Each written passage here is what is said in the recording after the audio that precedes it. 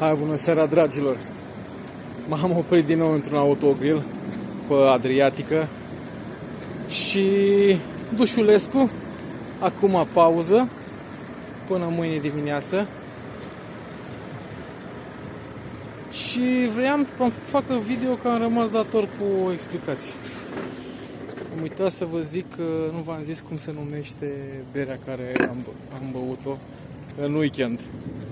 Se numește Ophelia și este de o calitate foarte bună și dacă ajungeți acolo, vă recomand. Și scrieți-mi în comentarii dacă ați fost și dacă ați băut-o sau dacă o beți și părerea voastră despre chestia asta.